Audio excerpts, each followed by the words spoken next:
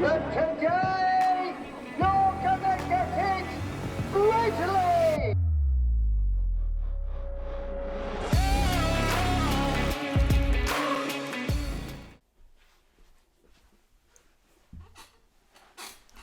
Hi everyone and welcome to my YouTube channel. This is my very first video and today we're going to be talking about the Grizzly. The Grizzly is a 20-mile multi-terrain running race which, according to the Trail Running Association, means that around 40% of the run is expected to be on road.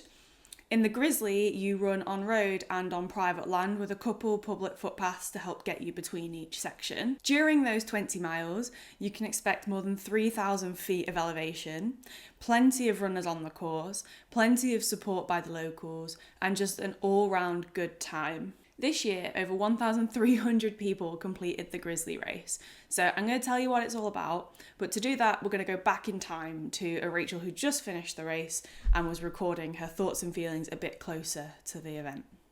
So what is the course like? It is very hilly. It's just as hilly as the organisers are warning you. It is extremely muddy. Every single field was a slip and slide, whether it was like a horizontal incline and you were running around it, or it was a vertical and you were going up. There was so much mud. Within like 4 miles, there was people walking down a super steep descent because it was just too muddy to run and it was like single file. Now, the bit of the course that I wish I was more prepared for was actually the pebble beaches. I knew that running on a beach was going to be really hard, but what I wasn't expecting for some reason was the sheer noise of that first pebble beach. I mean, it's overwhelmingly loud from the second you enter. I could not believe it. It was just ringing in the ears. I'm going to play a clip that might convey that. So if you're wearing headphones, this is just a little bit of warning because I'm about to unmute that.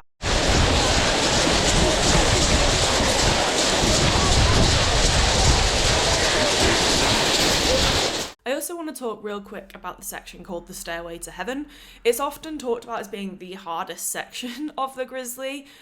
I think that on a less muddy year, this would have been more difficult, but for us this year, I was in such a good mood when we got to this section.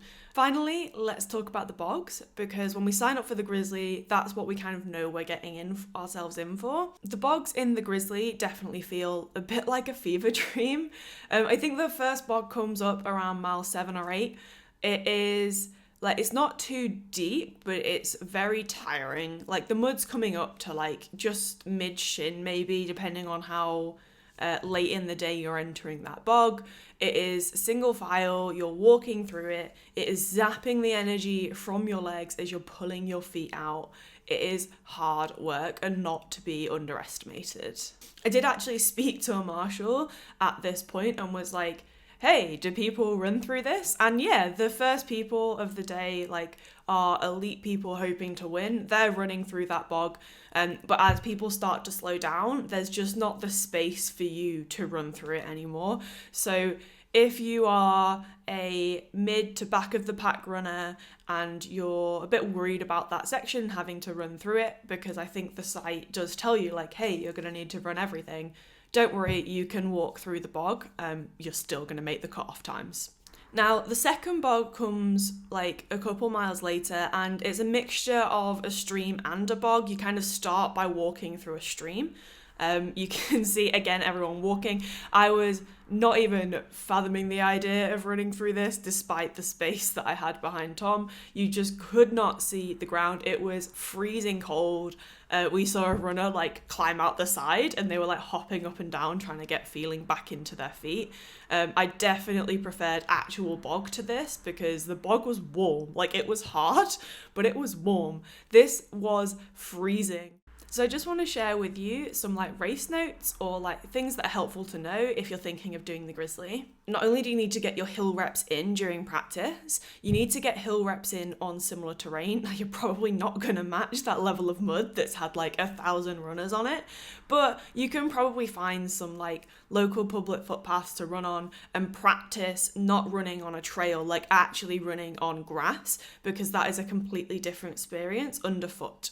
The Grizzly is a environmentally friendly bring your own cup event. I think that we should all be doing our part. They sell reusable cups. You can just buy one of those, use it for that race, you can take it to other races, and you're just helping reduce the environmental impact that these races are having. Even though I was mostly using the water refill stations, I did still find value in carrying my 500ml bottle in my vest. Depends on how much you drink, but if you're planning on being one of the slower runners and you're going to be out there for 5 hours, having that extra water is really helpful. What's also really special about the Grizzly, in a way that I didn't expect it to be, was just the whole community support. There was just so many locals supporting runners. The whole way around we saw people. We were, we finished in just under 5.5 hours, so we weren't the fastest people. We were actually in the last time block at the start line, but we still had plenty of support, and I just thought that was lovely. So what should you expect post-race? Well, you'll get the famous Grizzly medal, which was a fantastic thing. Don't you also get hosed down by a fire engine? Fire engine hoses hurt a little bit, which I was expecting, but not to that extent. The race organisers are also going to give you flapjacks and bananas. There is more water at the end. I believe there's also a place to go get a sports massage. We didn't go and do that. We were just desperate to get some food and a drink because the footy was on. So we headed straight into a bar.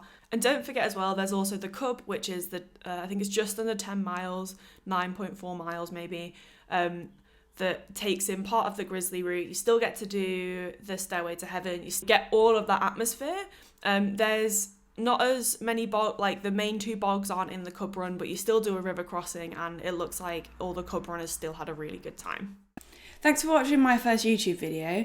If you stuck around to the end, please leave some comments and feedback in the box below, because it will really help me progress my channel and work out where I want to take it in the future. Thanks very much, and happy running.